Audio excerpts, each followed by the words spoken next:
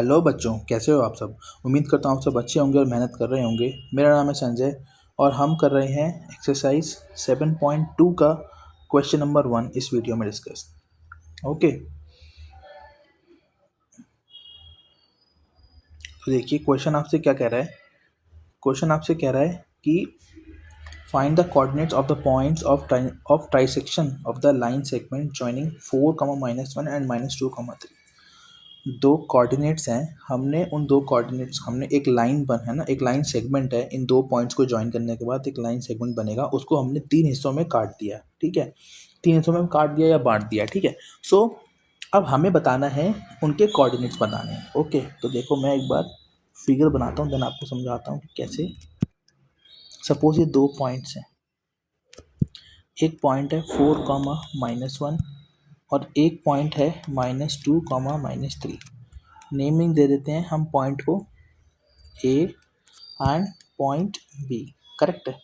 अब देखिए क्या कह रहा है कि हमने इस लाइन सेगमेंट को हमने 3 हिस्सों में काट दिया, मतलब 1 और 2, है ना। 1, 2 और 3 हिस्सों में कट गया। ओके, अब 3 हिस्सों में काटा है, समझ में आ गया। सो अगर हमने इसको 3 हिस्सों में काटा है तो देखो क्या होगा कि पहली बार जो ये, अगर मैं इस लाइन पे ध्यान दूंगा तो यहाँ पे जो रेशियो बनेगा वो बनेगा 1:2 का, क्योंकि एक पार्ट है इस तरफ। इसको मैं अगर नाम देता हूँ पॉइंट पी, इस पॉइंट को नाम देता हूँ क्यू। ओके, सो पी के लिए लेफ्ट हैंड साइड में एक पार्ट है और पी के बाद 2 पार्ट है, समझ में आ गया। सो 1:2 के रेशियो में इसको मैंने काट दिया पॉइंट पी के लिए। अब मैं कोऑर्डिनेट निकालूंगा पॉइंट पी के, ठीक है, और कोऑर्डिनेट का नाम है x, y। Okay, so formula क्या होता है।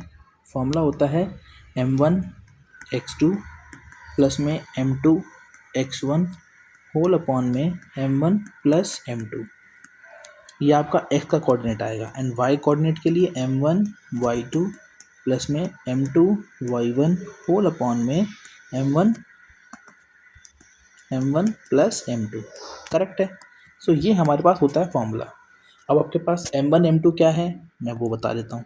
m1 होता है रेशियो, m1 m2 ये रेशियो हो गया। ओके, तो देखिए आपके पास सब कुछ है।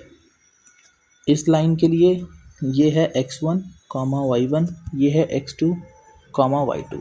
करेक्ट, बिल्कुल करेक्ट। अब देखिए आपके पास m1 m2 है, x1 y1 है, x2 y2 है। क्या आप पॉइंट पे निकाल सकते हैं? बिल्कुल निकाल सकते हैं। फटाफट से हम लिखेंगे point P x, y is equals to m1 x1। Okay, so m1 है मेरे पास में 1 इंटू -2 प्लस में 2 इंटू में 4 होल अपॉन में 1 + 2,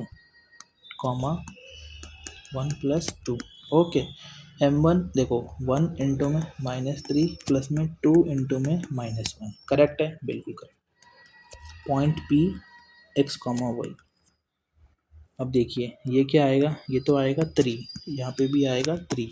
ओके, सो -2 + 8 कितना आएगा, ये -2 + 8 आएगा। देखो मैं लिख देता हूँ, चलो -2 + 8 -3 -2। Okay, point P x, y is equals to 6/3, -5/3। Okay, तो therefore point P x, y आएगा कोऑर्डिनेट 2, -5/3। समझ में आ गया। तो पहला पॉइंट आपके पास ये आएगा जब हमारे पास रेशियो 1:2 का होगा। अब सिमिलरली सेकंड केस की अगर मैं बात करूँगा आपसे, तो देखो इसको मैं कॉपी कर लेता हूँ यहाँ से।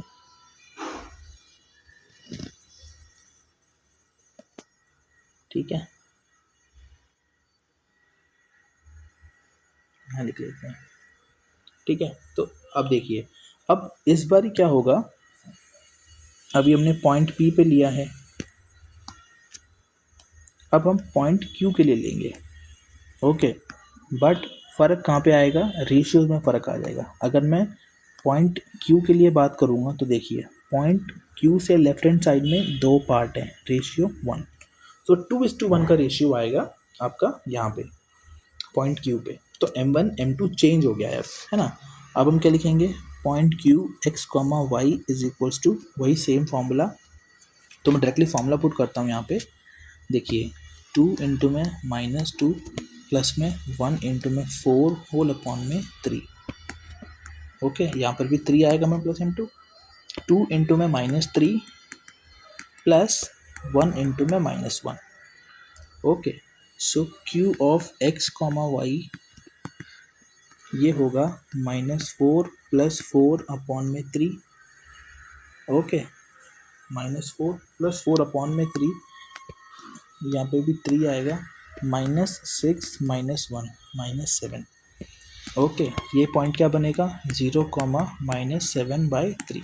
तो पॉइंट क्यू बनेगा x, y जो कि बनेगा 0, -7/3।